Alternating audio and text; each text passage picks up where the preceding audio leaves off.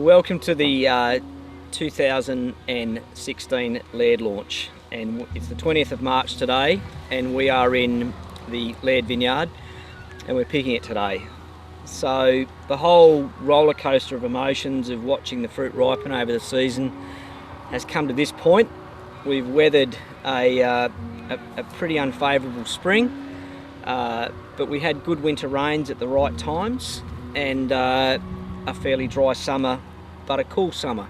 So we've reached this point where we really feel like the fruit can be harvested, and today when you visit the vineyard, obviously there won't be leaves and there won't be fruit, so we just thought we'd take this chance to show it to you today with the fruits on, and you can get a sense of what the vineyard's like, and I guess bring you to this moment in time, which I've got to say there's a little bit of pressure behind it, there's a little bit of anxiety, and you know, you really become connected to what the vineyard's doing. A month ago, Nigel and I walked through the vineyard and we were pretty worried, and the thing was starting to defoliate, and we were like, geez, will it go the distance and take us to this really lovely endpoint that we want to achieve for this wine? But here we are, and we've still got leaves, and the fruit's really hanging beautifully. The yields aren't big, but they're definitely better than the last couple of years, and we've got what I think is a really sustainable level of fruit for the site itself. And as you can see, there's this line that runs through the vineyard. We picked both sides, they're quite different. We have black soil on the east and red soil on the west, and they give two different profiles to the fruit. And you can actually taste it. So the fruit on this side is more red fruited, and then when you head up to the top section of the block, we see actually fruit that's has a much more sort of darker, blacker characteristics, and that sort of adds to the complexity of the kind of wine that we're trying to make. And so it's a pretty sort of special day. There's a bit of rain forecast for next week, so we thought it was sort of timely to not take the vineyard through that potential event and harvest the fruit today. With great weather, sort of nice sunny weather, and had a beautiful ripening. Had a lovely early morning start, so the fruit's sort of going to be picked in quite cool conditions, and the team are moving through it really nicely, and it'll come back to the winery from here, and Scott and the team will harvest it straight away and get it into fermenters.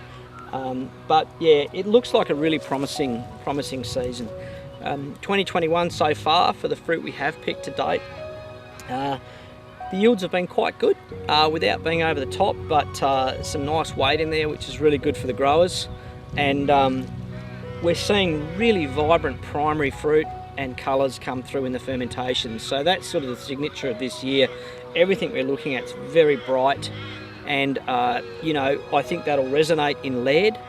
And when we see that in these years, it makes something that has a lot of vitality, a lot of youthfulness, and really will cellar well and come together as a wine that we feel when we make this wine. You know, our intent is to have something that's going to live for decades, and it's a different philosophy when you approach a wine with that mindset. So what we do a little bit differently with this vineyard is we push it. It's probably one of the furthest pushed vineyards that we do. If you went by numbers, technically this vineyard probably could have been harvested 5 weeks ago, but we're not looking for that. We're looking for a phenological ripeness. We're looking for an expression of tannin, a maturation of woodiness in the seeds, and a feeling that the wines, when you start to ferment them, they actually look like they've got oak in them, even though they don't. And that's just sort of the seasoned nature of the tannins that evolve in the wine. We certainly see that in the fruit. The colour that we get from this fruit is probably higher than most of the other blocks that we've got. I think probably of any block we have, it's got the most colour. Yeah, I've been nibbling on berries all morning, and they've got these beautiful little woody seeds, and they're completely separated from the pulp, and they just roll around in your mouth like little stones. And when you spit the juice out, you've got sort of a really instantly black spit that comes out of your mouth, and it's just picked up the colour so well. So Not every vineyard can do this, and this is one of the things that makes this single site expression of Shiraz so unique. And I just think it's this combination of elevation. You can see where we're sitting up in the Barossa. You can feel the cool breeze coming through.